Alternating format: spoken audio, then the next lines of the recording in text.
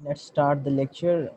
And today is 8th June, and time is 7:30. We are going to discuss about semantic analysis. Students, you know कि जो third phase है compiler का वो semantic analysis है. ठीक है. Semantics का क्या मतलब है? मैं एक एग्जांपल देता हूँ आपको.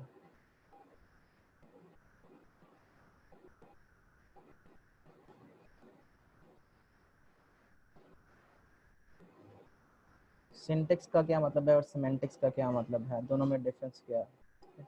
सपोज आपके पास एक इक्वेशन है, ठीक है, 10 minus 2 plus 5 या plus, okay, so what will be the answer of this?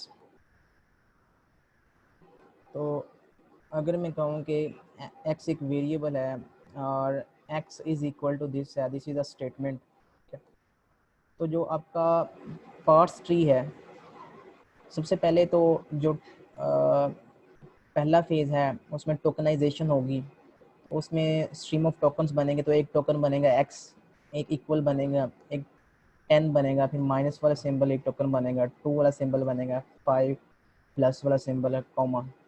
सो ये सारे के सारे जो हैं ये टोकन्स होंगे क्योंकि ये स्पेस सेपरेटेड है. तो सबसे पहले ये आइडेंटिफाई होगा कि क्या ये एक वैलिड टोकन है, क्या ये एक वैलिड टोकन है, क्या ये एक वैलिड टोकन है, एंड सो ऑन. तो ये तो फर्स्ट फेज़ में होगा, ठीक है. और ये हम देख चुके हैं कि ये डी एफ फेज़ के लिए बनाते हैं, एन एफ ए बनाते हैं, तो उससे हम इजीली इसको इसके आइडेंटिफाई कर सकते हैं कि एक्चुअली ये है क्या, ये आइडेंटिफायर है, क्या है, इंटीजर है, या ये कोई और सिंबल है, मैंने ब्ला ब्ला ब्ला, और ये करेक्ट सिंबल है कि नहीं है, ठीक है. नंबर 1. नंबर 2, जब हम टोकन्स को, स्ट्रीम ऑफ टोकन्स को सेकेंड फेज़ को पास करते हैं विच इज़ पार्सिंग, तो वो इसका पार्स ट्री जनरेट करता है. पार्स ट्री जो है वो सिंटेक्स को इन्फोर्स करता है. सिंटेक्स का मतलब ये है कि जैसे ये दो दो नंबर्स हैं, तो 10 माइनस 2 प्लस 5, ठीक है. तो ये एक पूरी की पूरी स्टेटमेंट है, ये एक वैलिड स्टेटमेंट है, ठीक है. अगर हम सी लैंग्वेज की बात करें तो उसमें ये एक वैलिड स्टेटमेंट है, और ये इसका सेंटेक्स बिल्कुल ठीक है, ठीक है. इसका सेंटेक्स अगर ख़राब होगा तो कुछ इस तरह से ख़राब होगा, अगर यहाँ मैं प्लस डाल दूँ और यहाँ पे मैं डिवीजन डाल देता हूँ सपोज, तो इस केस में अब जो है ये वाला जो सिंटेक्स है, ठीक है, यहाँ पे मैं फॉर एग्जाम्पल डिवीजन डाल दूँ, तो ये जो इसका सिंटेक्स है ये स्टेटमेंट का वो बिल्कुल रॉन्ग है.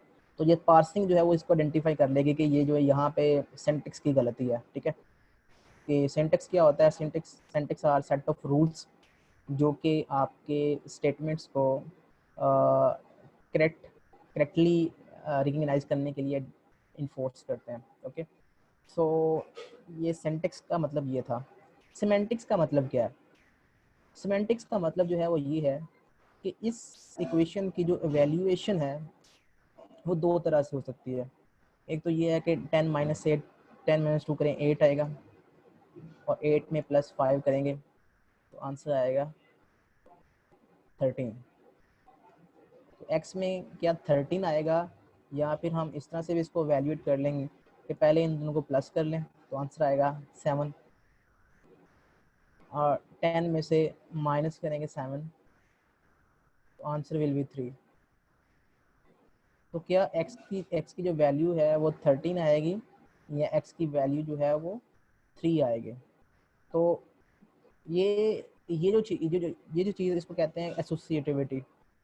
अगर हमने हमारी जो लैंग्वेज है उसमें लेफ़्ट एसोसिएटिविटी जो है वो उसको जो है वो यूज़ किया जाता है.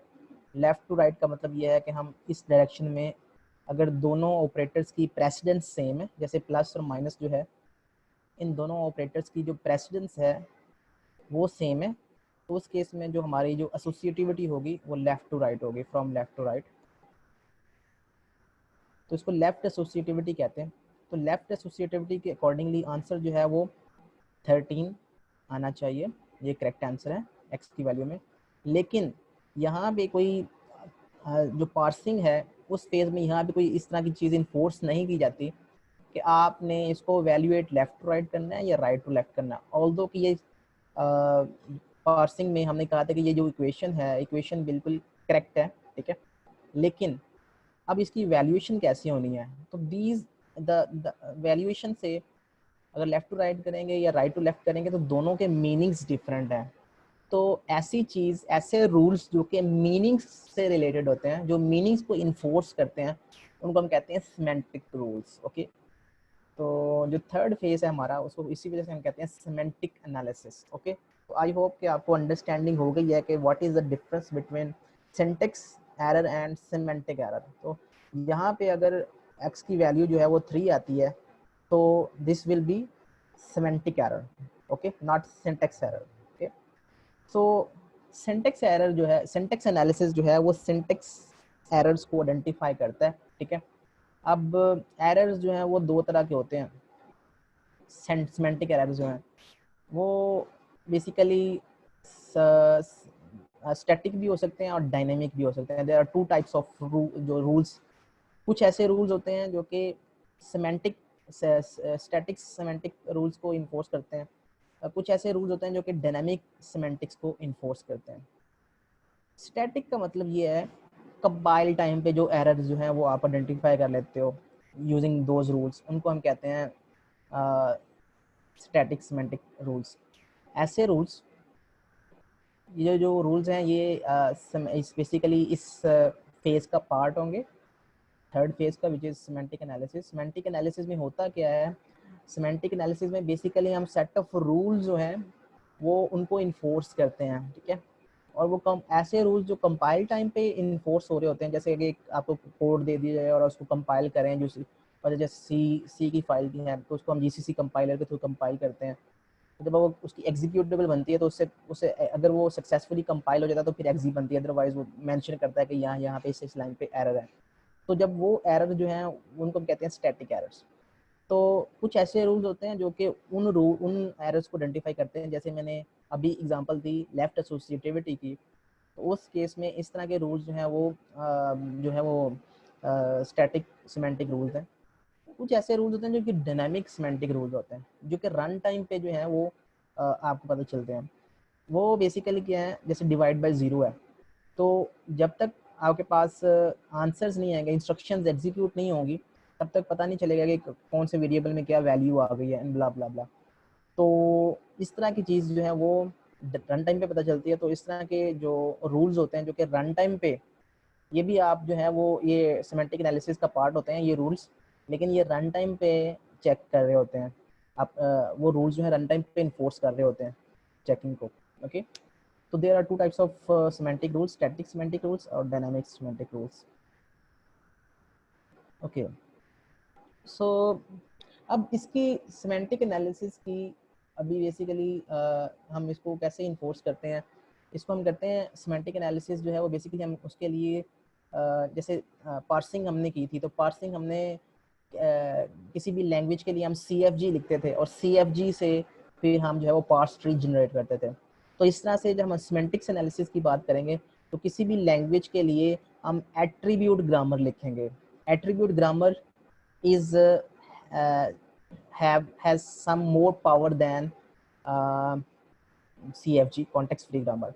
It is context sensitive grammar. मैंने आपको बताया था कि चॉम्स्की ने ग्रामर को 4 टाइप्स में डिवाइड किया था। The first one is regular languages, regular grammars. Number 2, context free grammars.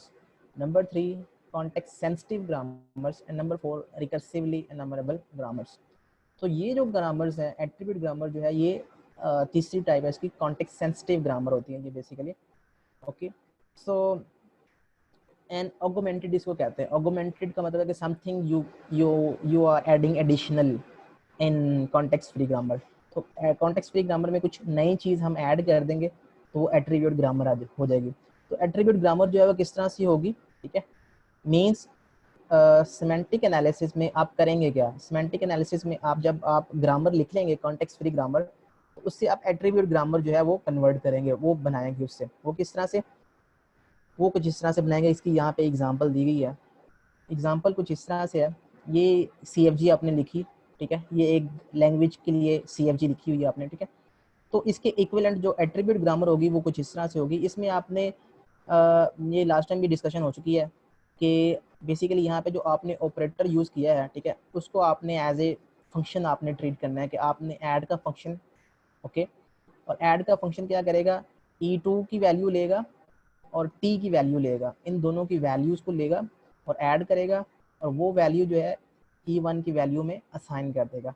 तो ये एक रूल हमने डिफाइन किया और इसमें रूल में क्या है, हम बता रहे हैं कि there is a function add और there is a function subtract, ये भी इस तरह से है, ठीक है।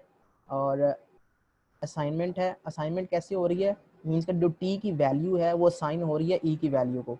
तो हम रूल्स बना रहे हैं। आप देखो यहाँ पे रूल्स क्या बना रहे हैं, रूल्स बना रहे हैं हम जो असाइनमेंट कर रहे हैं वो फ्रॉम राइट टू लेफ्ट कर रहे हैं। तो ये इसके अकॉर्डिंगली अगर कोई रूल बनाना चाहता है कि ई की वैल्यू जो है वो टी की वैल्यू को असाइन होगी, इसका ये मतलब है, तो वो उसके अकॉर्डिंगली इसको चेंज कर सकता है इस रूल को, ओके। तो ये रूल्स जो है वो हमारे सिमेंटिक्स को, मीनिंग्स को कन्वे कर रहे हैं, ठीक है, कि हम करना क्या चाह रहे हैं, what is meant by this rule, okay. तो कुछ लोग जो है वो इसको इस तरह से भी इम्प्लीमेंट कर सकते हैं कि वो कह सकते हैं कि इसका मतलब ये है कि ई की वैल्यू जो है वो टी को साइन हो रही है क्योंकि एरो जो है वो टी की तरफ है। लेकिन यहाँ पे इसका मीनिंग जो है वो हम जो ले रहे हैं वो मीनिंग ये है कि टी की वैल्यू ई की वैल्यू को असाइन हो रही है, ओके। तो दीज आर, ये जो हम जो रूल्स हैं वो हम बेसिकली हम यहाँ पे मेंशन कर रहे हैं ताकि कोई एम्बिग्विटी ना रहे, ठीक है, कोई भी एम्बिग्विटी नहीं रहेगी इसमें। हमने क्लियरली हमने वो रूल्स को राइट डाउन कर दिया होगा। तो एट्रीब्यूट ग्रामर जो है वो कुछ इस तरह से होगी। तो जब भी CFG लिखेंगे तो CFG को फिर हम उससे एट्रीब्यूट ग्रामर लिखेंगे सिमेंटिक एनालिसिस वाले पार्ट में, ओके। तो ये जो CFG होगी ये किसी लैंग्वेज के लिए होगी और वो लैंग्वेज जो क्या होगी वो हमारी कोई प्रोग्रामिंग लैंग्वेज होगी। तो यहाँ पे बहुत सारे रूल्स हो सकते हैं, ये तो बहुत कम रूल्स हैं। जब एक रियल अगर हम प्रोग्रामिंग लैंग्वेज की बात करें तो उसमें 50+ रूल्स हो सकते हैं, प्रोडक्शन रूल्स। तो यू कैन इमेजिन कि उसमें कॉम्प्लेक्सिटी कितनी ज़्यादा होगी, ओके। सो ये जस्ट आपको एक टच देने के लिए, एक ओवरव्यू देने के लिए कि ताकि आप पूरे के पूरे फेज से गुजर जाएं एक दफ़ा कि एक्चुअली में चीज़ें होती कैसे हैं, ओके। तो यहाँ पे आपको पता चल गया होगा कि हम इन रूल्स को क्लियरली डिफाइन कर रहे हैं, मेंशन कर रहे हैं ताकि उसका मीनिंग क्लियर हो, ओके। तो यहाँ पे दो चीज़ें समझने वाली हैं कि जो हम एट्रीब्यूट्स यूज़ कर रहे होते हैं आर्गुमेंटेड कॉन्टेक्स्ट फ्री ग्रामर में, ठीक है, जो कि जिसको हम ये एट्रीब्यूट ग्रामर कह रहे हैं। तो एट्रीब्यूट ग्रामर जो है उसमें एट्रीब्यूट्स दो तरह के हो सकते हैं, एक सिंथेसाइज्ड और इनहेरिटेड। सिंथेसाइज्ड एट्रीब्यूट्स कैसे किनको कहते हैं, इनकी जो वैल्यूज़ हैं attributes of left hand side of production are computed from right hand side. देखें दो, एक आपके पास रूल होता है, ठीक है। सो ये देखें जैसे जैसे ये आपके पास रूल है, ठीक है, इसको हम लेफ्ट हैंड साइड कहेंगे, इसको हम राइट हैंड साइड कहेंगे, ठीक है। अगर लेफ्ट हैंड साइड की जो एट्रीब्यूट है जो नॉन टर्मिनल है उसकी वैल्यू हम कंप्यूट कर रहे हैं राइट हैंड साइड से, तो हम इसको कहेंगे, इस तरह के जो एट्रीब्यूट्स होंगे वो सिंथेसाइज्ड एट्रीब्यूट्स होंगे, ओके। फॉर एग्जांपल यहाँ पे एक वैल्यू है, एट्रीब्यूट है A1 और यहाँ पे एक एट्रीब्यूट है A2। अगर हम A1 की वैल्यू जो है वो कंप्यूट कर रहे हैं A2 से, ओके, तो इसका मतलब है कि A1 जो एट्रीब्यूट है वो डिपेंड कर रहा है A2 के ऊपर। तो इसका मतलब ये है कि A1 जो एट्रीब्यूट है वो लेफ्ट हैंड साइड है और A2 एट्रीब्यूट वो राइट हैंड साइड पे है। और लेफ्ट हैंड साइड के एट्रीब्यूट की वैल्यू हम कंप्यूट कर रहे हैं from right hand side attribute से। तो लेफ्ट हैंड साइड वाले एट्रीब्यूट को हम कहेंगे सिंथेसाइज्ड एट्रीब्यूट, ओके। और इसका रिवर्स जो है वो है, इसका जो रिवर्स है वो हमारे पास उसको इनहेरिटेड एट्रीब्यूट कहते हैं, ठीक है। सो इनहेरिटेड एट्रीब्यूट की एग्जांपल जो है वो भी आगे हम देखते हैं। इनहेरिटेड एट्रीब्यूट का मतलब ये है कि जो राइट हैंड साइड की एट्रीब्यूट की जो वैल्यू होगी वो हम कंप्यूट कर रहे होंगे लेफ्ट हैंड साइड एट्रीब्यूट से, ओके। सो ये दो दो तरह के एट्रीब्यूट्स हम यूज़ करेंगे एट्रीब्यूटेड ग्रामर में, ओके। अब एट्रीब्यूट ग्रामर कहाँ पे इसकी ज़रूरत पड़ती है, अब कुछ ऐसी लैंग्वेजेस होती हैं जिनको हम कॉन्टेक्स्ट फ्री ग्रामर से रिप्रेजेंट नहीं कर सकते। फॉर एग्जांपल एक लैंग्वेज है AN BN CN और इसमें जो इस लैंग्वेज में जो वर्ड्स होंगे वो कुछ इस तरह से होंगे ABC AA BBC CCC, okay. जितने एज होंगे उतने ही बीज होंगे, और जितने बीज होंगे उतने ही सीज होंगे, और ए पहले आएंगे, फिर बी बाद में आएंगे, और फिर सी बाद में आएंगे। ओके, तो ये जो ग्रामर है, ये जो लैंग्वेज है, ये कॉन्टेक्स्ट फ्री लैंग्वेज नहीं है। ये language, it is not context free language, because we can not write a CFG for this language. We cannot make a PDF for this language. कोई PDF नहीं बना सकते इसके लिए। ओके, तो इस वजह से ये जो लैंग्वेज है ये कॉन्टेक्स्ट फ्री लैंग्वेज नहीं है। तो इस लैंग्वेज के लिए हम एट्रीब्यूट ग्रामर लिख सकते हैं। एट्रीब्यूट ग्रामर किस तरह से लिखते हैं? एट्रीब्यूट ग्रामर में जो रूल्स होते हैं वो रूल्स लिख के, और फिर हम उनको उनके मीनिंग डिफाइन करते हैं, उसका मतलब क्या है। ओके, तो लेट्स सी इसका मतलब क्या है। हमने एक रूल डिफाइन किया, S can be A B C. A B जो है वो नॉन टर्मिनल है, बी नॉन टर्मिनल है, और सी नॉन टर्मिनल है। ठीक है, तो यहाँ पे हमने रूल बना लिया। कंडीशन क्या है हमारे पास? कंडीशन को हमने लिखा है कि जो ए का काउंट होगा it is equal to B का काउंट, और जो बी का काउंट होगा it is equal to C का काउंट। ओके, तो सी का जो काउंट है वो बी काउंट के इक्वल है, और ए का काउंट जो है वो बी के काउंट के इक्वल है। ओके, ये हमने रूल बनाया।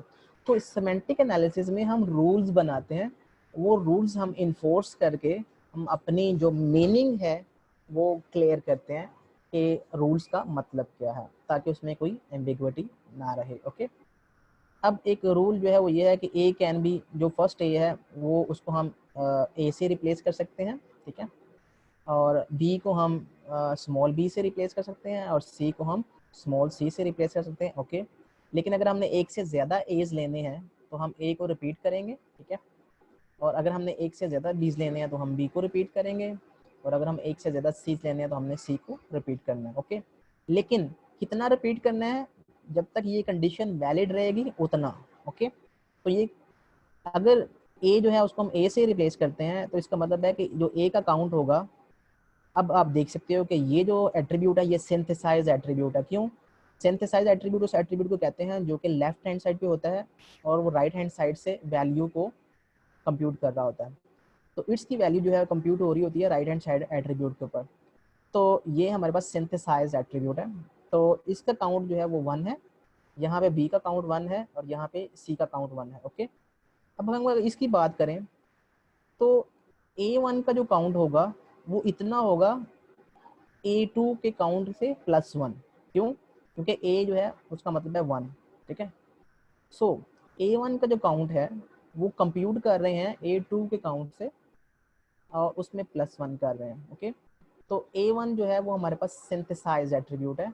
तो ये एग्जांपल्स भी हमारे पास सिंथेसाइज एट्रीब्यूट्स के हैं। ओके, तो अब हमने ये जब रूल्स बना लिए, बी इसकी बात करें तो B1 का जो काउंट है वो B2 के काउंट से +1 है। ओके, और C1 का जो काउंट है वो C2 के काउंट के +1 है। ओके, तो ये हमने कुछ कंडीशंस जो है वो यहाँ पे मेंशन कर दी। अब हमने पार्सिंग करनी है। ठीक है, सिंथेसाइज एट्रीब्यूट से। सो सिंथेसाइज एट्रीब्यूट से हम जब पार्सिंग करेंगे तो हमारे पास ट्री कुछ इस तरह से बनेगा। इसका अगर आपने जब ट्री बनाना है तो वो रूल्स को यूज़ करते हुए हमने जब इसका ट्री बनाया तो ट्री कुछ इस तरह से बना। ठीक है, अब हमने इसके ऊपर वो कंडीशंस हमने वेरीफाई करने हैं। तो सबसे पहले आपको पता है कि अगर हमने ए का काउंट फाइंड करना है तो ए का काउंट जो है वो क्या होगा? 1 होगा। ओके, अकॉर्डिंग टू जो इस प्रोडक्शन रूल के अकॉर्डिंगली ए को हम ए से रिप्लेस कर सकते हैं, स्मॉल ए से रिप्लेस कर सकते हैं। तो यहाँ पे हम ए का काउंट जो है वो 1 होगा। यहाँ पे ए का काउंट जो है वो क्या हो जाएगा? 2 हो जाएगा, एंड सो ऑन। तो यहाँ पे आप देख सकते हो कि फ्रॉम बॉटम टू टॉप आप ए की वैल्यू जो है वो काउंट करते जा रहे हैं। यहाँ पे ए का काउंट जो है वो 1 है, यहाँ पे ए का काउंट जो है वो 2 हो जाएगा, यहाँ पे ए का काउंट जो है 3 हो जाएगा। इस तरह से यहाँ पे बी का काउंट 1 है, यहाँ पे बी का काउंट 2 है, यहाँ पे बी का काउंट 3 है।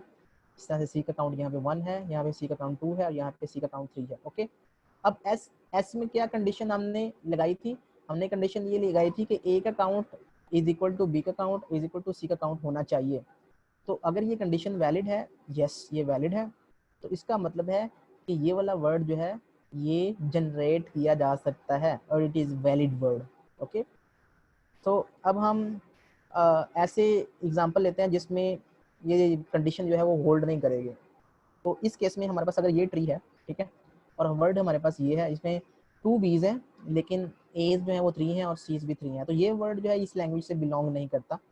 तो इसके ऊपर जो है वो यहाँ पे जो वैल्यू है एस की वैल्यू, उस पर कंडीशन जो है वो वेरीफाई नहीं होगी। जैसे कि एक अकाउंट यहाँ पे 1 है, यहाँ पे एक अकाउंट 2 है, यहाँ पे एक अकाउंट 3 हो जाएगा, यहाँ पे बी का अकाउंट 1, यहाँ पे बी का अकाउंट 2, ओके, और यहाँ पे सी का अकाउंट 1, सी का अकाउंट 2, सी का अकाउंट 3, ओके। लेकिन जैसे ही हमने कहा कि एस में वो वाली कंडीशन वेरीफाई करो कि ए का अकाउंट बी का अकाउंट सी का अकाउंट इक्वल होना चाहिए, लेकिन यहाँ पे ये इक्वल नहीं है, ओके, तो इसका मतलब ये है कि ये वर्ड हमारी लैंग्वेज का पार्ट नहीं है, ओके। तो हमने क्या किया, हमने वो जो रूल्स बनाए थे उन रूल्स को इन्फोर्स कर रहे हैं, और वो रूल्स को इन्फोर्स करते हुए हम ये बता रहे हैं कि ये जो लैंग्वेज है ये हमारे पास, ये वर्ड हमारी इस लैंग्वेज से बिलोंग करता है या नहीं करता। हालांकि ये हम कॉन्टेक्स्ट फ्री ग्रामर में नहीं कर सकते। Context free language, context free grammar असली बनाएंगे तो वो नहीं बनेगी इस तरह से, हम इनको जब तक हम ये रूल्स जो है वो इन्फोर्स ना करें इस तरह से। अब हम एग्जांपल ले लेते हैं इनहेरिटेड एट्रीब्यूट्स में। इनहेरिटेड एट्रीब्यूट जो है वो इस वो जो सिंथेसाइज एट्रीब्यूट्स के रिवर्स है। इनहेरिटेड एट्रीब्यूट जो है वो ये होता है कि राइट हैंड साइड वाला जो एट्रीब्यूट है वो लेफ्ट हैंड साइड के एट्रीब्यूट की वैल्यू के ऊपर डिपेंड कर रहा होता है। मींस ए की वैल्यू जो है वो कंप्यूट होती है एस से, और A2 की वैल्यू जो है वो कंप्यूट होती है A1 से। B2 की वैल्यू जो है वो कंप्यूट, अगर B2 की वैल्यू A1 से कंप्यूट होती है तो इसका मतलब है जो B2 एट्रीब्यूट है, ठीक है, ये इनहेरिटेड एट्रीब्यूट है, ओके। सो यहाँ पे हम एग्जांपल लेते हैं, वही बी का जो काउंट है वो ए के काउंट के इक्वल है, और सी का काउंट जो है वो भी ए के काउंट के इक्वल है, ठीक है, ये कंडीशन होनी चाहिए, ठीक है। ये अगर हमने इंश्योर करना है कि वो वर्ड जो है इस लैंग्वेज से बिलोंग करता है। ये वही वाला रूल, इसमें जो ए का जो काउंट है वो इक्वल टू 1 है, ठीक है। इस रूल के अकॉर्डिंगली यहाँ पे बी का काउंट जो है वो 1 है, और यहाँ पे सी का काउंट जो है वो 1 है। अगर हम इस रूल की बात करें, इस रूल में A1 की वैल्यू जो है वो हम कंप्यूट कर रहे हैं A2 से, तो A1 जो एट्रीब्यूट है वो सिंथेसाइज एट्रीब्यूट होगा। क्यों? क्योंकि लेफ्ट हैंड साइड पे है, तो इसकी वैल्यू जब भी लेफ्ट हैंड साइड वाले एट्रीब्यूट की वैल्यू राइट हैंड साइड के एट्रीब्यूट के ऊपर डिपेंड करेगी, तो A1 जो एट्रीब्यूट होगा वो सिंथेसाइज एट्रीब्यूट होगा। तो इसमें एक हम सिंथेसाइज एट्रीब्यूट यूज कर रहे हैं, जैसे A1 है, A1 dot count is equal to A2 dot count plus 1, A1 इस वजह से। और अगर हम इसकी बात करें तो इसमें हम जो है वो इनहेरिटेड एट्रीब्यूट यूज कर रहे हैं। इनहेरिटेड एट्रीब्यूट का मतलब ये है कि हम B1 की वैल्यू कंप्यूट नहीं कर रहे हैं, हम B2 की वैल्यू कंप्यूट कर रहे हैं, और B2 की वैल्यू कंप्यूट कर रहे हैं B1 से। तो जब हम B2 की वैल्यू कंप्यूट करेंगे B1 से, तो B2 की वैल्यू जो है वो B1 की वैल्यू से लेस होगी 1, ओके। तो क्योंकि B1 की वैल्यू जो है वो B2 की वैल्यू के +1 हो रही थी, तो B2 की जो वैल्यू है वो B1 के -1 होगी, ओके। तो B2 की वैल्यू B1 से -1 होगी, तो हम बेसिकली B2 की वैल्यू कंप्यूट कर रहे हैं B1 से, इस तरह से। तो ये इसको हम कहते हैं इनहेरिटेड एट्रीब्यूट। इस तरह से अगर हम C2 की बात करें, तो C2 की जो वैल्यू है वो डिपेंड कर रही है C1 के ऊपर, तो इसको हम इनहेरिटेड एट्रीब्यूट कहते हैं। तो C2 की वैल्यू लेस होगी 1 C1 से, तो इस वजह से हमने C1 -1 लिखा, ओके। तो ये हैं वो रूल्स जो कि हमने यहाँ पे क्लियरली मेंशन कर दिए। अब इन रूल्स को हमने लेके चलना है आगे। तो जब हम कोई भी वर्ड, जैसे कि ये वाला वर्ड है, हमने देखना है कि क्या ये वर्ड लैंग्वेज से बिलोंग करता है या नहीं करता, तो हम बेसिकली किस तरह से करेंगे। हम यहाँ पे आप देख सकते हो कि ए की वैल्यू जो है वो 1 होगी, फिर 2 होगी, फिर 3 होगी, ओके। और अब चूंकि जो बी की वैल्यू है वो हम ए से कंप्यूट कर रहे थे, तो ए की बी की वैल्यू जो ए और सी की वैल्यू जो है वो भी हम ए से कंप्यूट कर रहे थे अकॉर्डिंग टू रूल नंबर 1। यहाँ पे आप देख सकते हो पहला रूल जो है, इसके अकॉर्डिंगली अगर ए का काउंट आपके पास आ रही है तो उसको आप यूज़ कर सकते हैं बी के काउंट के तौर पे, और अगर ए का काउंट आपके पास आ जाता है तो उसको आप यूज़ कर सकते हैं सी के काउंट के तौर पे। मतलब ये इक्वल भी है और असाइनमेंट भी है, ओके। तो जैसे ही आपके पास ये काउंट आ गया, तो अब जो नेक्स्ट वैल्यू ये वाली, ये बेसिकली आपके पास B2 है और ये B1 है सपोज। तो B2 की जो वैल्यू है वो B1 से -1 है, ओके। तो आप इससे -1 कर सकते हो इस तरह से। और B1 की जो वैल्यू है, B1 की वैल्यू जो है वो आप इस तरह से माइनस कर सकते हो, ठीक है। सो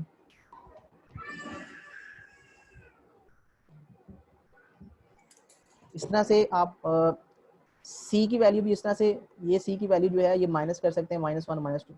तो ये बेसिकली इनहेरिटेड एट्रीब्यूट जब आप यूज करेंगे तो वो टॉप डाउन अप्रोच यूज करेंगे, और जब आप सिंथेसाइज्ड एट्रीब्यूट यूज करेंगे तो बॉटम अप अप्रोच यूज करेंगे। ओके, तो इसमें आपने इंश्योर करना है कि यहाँ पे क्या बी ए की वैल्यू 1 है, बी की वैल्यू 1 है और सी की वैल्यू 1 है।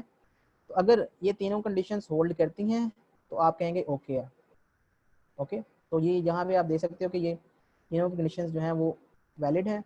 तो आप ये वैलिड जो है हमारी, ये वर्ड जो है हमारी लैंग्वेज का पार्ट है। ओके, तो अब हम एक ऐसे वर्ड की एग्जांपल लेते हैं जो कि हमारी लैंग्वेज का पार्ट नहीं है। अब इसको हम अगर हम इनहेरिटेड एट्रीब्यूट से हम इसको बेसिकली पार्स करने की कोशिश करें तो कैसे होंगे। यहाँ से हम ए की वैल्यू कंप्यूट करेंगे, ए की वैल्यू कंप्यूट होगी 3, वो हम पास कर देंगे बी और सी को। ठीक है, और इस तरह से हम टॉप डाउन अप्रोच यूज करते हुए यहाँ पे बी की वैल्यू 2 होगी और यहाँ पे बी सी की वैल्यू 3 होगी।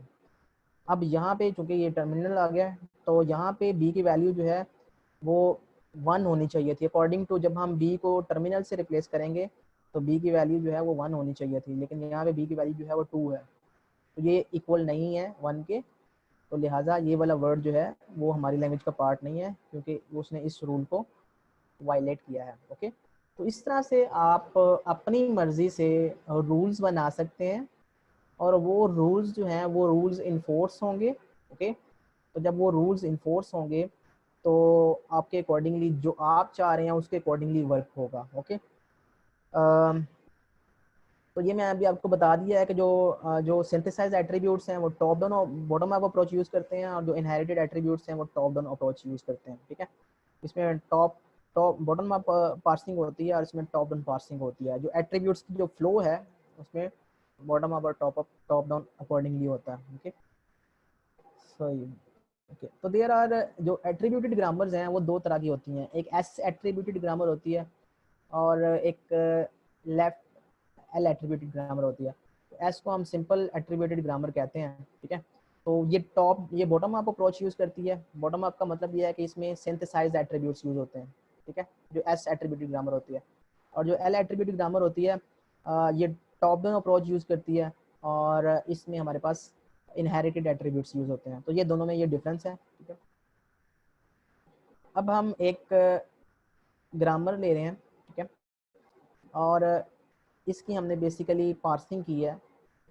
तो इससे हमने ये वाला वर्ड जो है वो जनरेट करने की कोशिश की है, 10 - 3 + 5, और ये इससे बेसिकली जनरेट हो गया 10 - 3 + 5। ओके, अब लेकिन हमने इंश्योर करने हैं कि क्या ये लेफ्ट एसोसिएटिविटी के अकॉर्डिंगली इसके आंसर जो है 12 आना चाहिए, और लेफ्ट तो क्या इसका आंसर जो है वो 12 आ रहा है।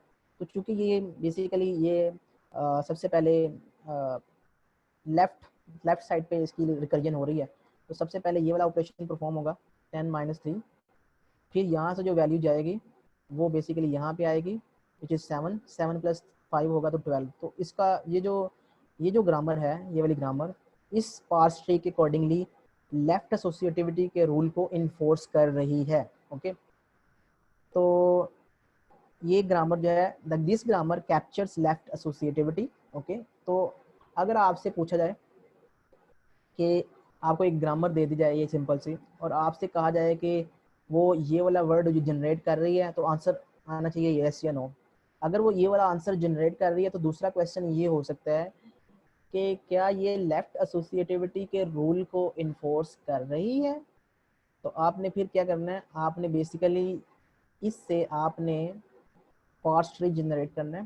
तो पार्स ट्री जनरेट करने के बाद अगर वो लेफ्ट रिकर्जन हो रही है, ठीक है, तो इसका मतलब है कि वो लेफ्ट एसोसिएटिविटी के रूल को इन्फोर्स कर रही है।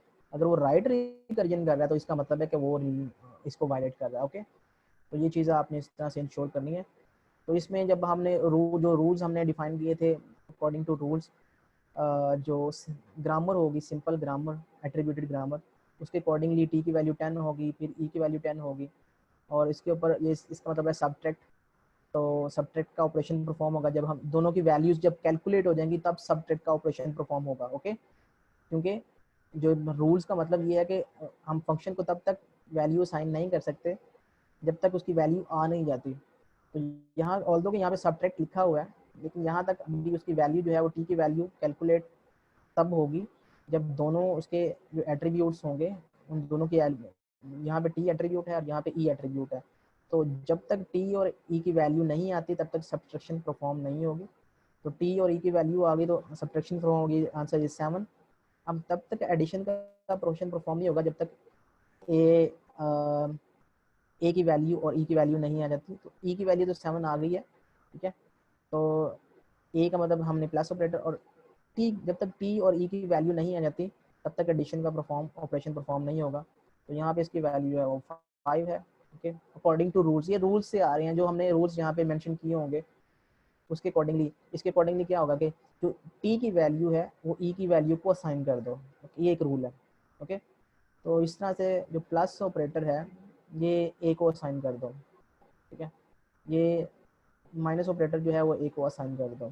तो ये कुछ रूल्स हैं जो कि हमने इसके अकॉर्डिंगली हमने ग्रामर लिख लेनी है, एट्रीब्यूटेड ग्रामर लिख लेनी है, और वो एट्रीब्यूटेड ग्रामर जो है उसके अकॉर्डिंगली जो ट्री है वो इस तरह से एवेल्युएट होगा, पार्स होगा, ओके। तो अगर हम अब इसके प्रेडिक्ट निकालें ना, इस ग्रामर के प्रेडिक्ट निकालें, तो हर रूल के जो प्रेडिक्ट होंगे वो कुछ इस तरह से होंगे, ठीक है।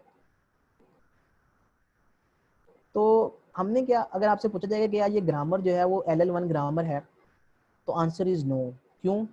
क्योंकि सेम जो नॉन टर्मिनल है, ठीक है, सेम नॉन टर्मिनल के सेम डिफरेंट प्रेडिक्ट होने चाहिए थे, लेकिन ये सेम प्रेडिक्ट है। तो ये जो ग्रामर है ये LL1 ग्रामर नहीं है, ओके। तो इसको LL1 ग्रामर में किस तरह से चेंज करना है, यू नो अबाउट दैट, कि आपने सिंपल उन रूल्स को आपने चेंज कर देना है इन रूल्स में, ये हम प्रीवियस लेक्चर्स में कर चुके हैं। तो इसको ग्रामर को आप इस तरह से LL1 ग्रामर में चेंज कर सकते हैं, ठीक है। तो ये LL1 ग्रामर जब उसमें कन्वर्ट हो जाएगा, तो जब वो दोबारा से आपने उसको वर्ड को जनरेट करना है तो कुछ इस तरह से जनरेट होगा, पार्स होगा इस तरह से। तो आंसर जो है वो 12 आएगा आपके पास, ओके। तो ये यहाँ तक बस इतना ही था। ये इसमें समझने वाली जो चीज़ थी वो यही थी कि एट्रीब्यूट ग्रामर क्या होती है, वो किस तरह से लिखते हैं, और वो किस तरह से एवेल्युएशन कर रही होती है, ओके। तो जो सेट ऑफ रूल्स लिखेंगे वो सेट ऑफ रूल्स जो हैं वो इन्फोर्स हो रहे होते हैं, ओके। जब हम सेट रूल्स को किसी भी वर्ड को जनरेट करते हैं ना यूजिंग ग्रामर, तो उस ग्रामर के ऊपर वो रूल्स जो हैं वो इन्फोर्स हो रहे होते हैं कि उन्होंने किस तरह से इवेल्युएशन होनी है, उसकी पार्सिंग किस तरह से होनी है। तो पार्सिंग बेसिकली इसकी जो आउटपुट होती है वो बेसिकली पार्स ट्री है। तो पार्स ट्री कुछ इस तरह से आपको नज़र आएगा, उसको हम एब्स्ट्रैक्ट सिंटैक्स ट्री कहते हैं। जो सेमेंटिक एनालिसिस की जो आउटपुट है वो है एब्स्ट्रैक्ट सिंटैक्स ट्री, ओके। तो ये रूल्स है, ये ग्रामर है। इस ग्रामर का जो एब्स्ट्रैक्ट सिंटैक्स ट्री होगा वो कुछ इस तरह से होगा, ओके। इसका मतलब क्या है कि आप फन को रिप्लेस कर सकते हैं फन आईडी स्टेटमेंट्स के साथ, ठीक है। फन यहाँ पे बेसिकली फन आईडी और स्टेटमेंट्स किस तरह से नज़र आ रहा है आपको। फन चूँकि कांस्टेंट है, एक दफ़ा आएगा तो उसने यहाँ से ओमिट कर दिया। स्टेटमेंट्स को आप बेसिकली यहाँ पे 3 स्टेटमेंट्स हैं इस फंक्शन में। ये वर्ड है, देखें, एक ग्रामर होगी और एक वर्ड होगा। तो हर वर्ड के अगेंस्ट आप जो है वो एब्स्ट्रैक्ट ट्री देंगे, ठीक है। तो जो बेसिकली कोड लिखा जाएगा उस लैंग्वेज का, उस कोड का एब्स्ट्रैक्ट सिंटैक्स ट्री होगा, ओके। तो इस एब्स्ट्रैक्ट सिंटैक्स ट्री का मतलब ये है कि ये जो हमारे पास कोड है ये एक्चुअली है क्या, इसमें स्वैप क्या है, ड्रॉप क्या है, प्लस क्या है। तो बेसिकली ये फन जो है ये एक फंक्शन है जिसका नाम फू है, ठीक है। फन बेसिकली एक कीवर्ड है जिससे हम डिक्लेयर करने की कोशिश कर रहे हैं कि ये फंक्शन है जिसका नाम फू है, ठीक है। और स्वैप एक इंस्ट्रक्शन है, स्टेटमेंट है, ड्रॉप एक स्टेटमेंट है, प्लस एक स्टेटमेंट है, ओके। तो इसका जो अकॉर्डिंग टू दिस रूल, ठीक है, एक स्टेटमेंट को हम 2 स्टेटमेंट्स में या 3 स्टेटमेंट्स में आगे कंटिन्यूस नहीं लिखा हुआ है, यहाँ पे कुछ रूल जो है वो क्लियर नहीं है। तो स्टेटमेंट को हम रिप्लेस कर सकते हैं मल्टीपल स्टेटमेंट से। तो स्टेटमेंट्स जो एंड पे आपको एस नज़र आ रहा है, याद रखना। तो एक स्टेटमेंट्स को हम बेसिकली एक स्टेटमेंट के साथ और फिर स्टेटमेंट्स के साथ रिप्लेस कर सकते हैं। मीन्स पहली स्टेटमेंट आएगी, जैसे कि यहाँ पे स्टेटमेंट आया, तो फिर यहाँ पे स्टेटमेंट्स आ गया। ओके, तो इस स्टेटमेंट्स को आप फिर स्टेटमेंट और स्टेटमेंट्स में रिप्लेस कर सकते हैं। कब तक? जब तक आपकी जो जो सारी स्टेटमेंट्स जो हैं वो कंप्लीट नहीं हो जाती, जनरेट नहीं हो जाती इस, ठीक है। और एंड पे जो स्टेटमेंट्स हैं उसको आप इस रूल के अकॉर्डिंगली नल से रिप्लेस कर सकते हैं। तो इस तरह से ये जो एब्स्ट्रैक्ट ट्री है ये इसकी सिंपलेस्ट फॉर्म है, ठीक है। इसको एब्स्ट्रैक्ट सिंटैक्स ट्री कहते हैं। तो सेमेंटिक एनालिसिस का जो आउटपुट होगी वो हमारे पास एब्स्ट्रैक्ट सिंटैक्स ट्री होगा। ओके, तो आपके पास ग्रामर होगी जिसको हम कहेंगे एट्रीब्यूटेड ग्रामर, और आपके पास पूरा का पूरा कोड होगा, ठीक है। वो कोड जो है वो वेरीफाई करने हैं इन अकॉर्डिंग टू ग्रामर कि क्या वो कोड जो है उसमें कोई सिमेंटिक एरर तो नहीं है। तो सिमेंटिक एरर जो है तब उसमें निकलेगा अगर उसका एब्स्ट्रैक्ट सिंटैक्स ट्री नहीं बन रहा। अगर उसका एब्स्ट्रैक्ट सिंटैक्स ट्री बन रहा है, इस तरह से ये बन गया इस तरह से, तो फिर ओके है। अगर इसका एब्स्ट्रैक्ट सिंटैक्स ट्री नहीं बन रहा तो इसका मतलब है कि उसमें सिमेंटिक एरर है। ओके, तो स्टूडेंट्स आई होप कि आपको आइडिया हो गया है कि सिमेंटिक एनालिसिस जो है वो कैसे होता है।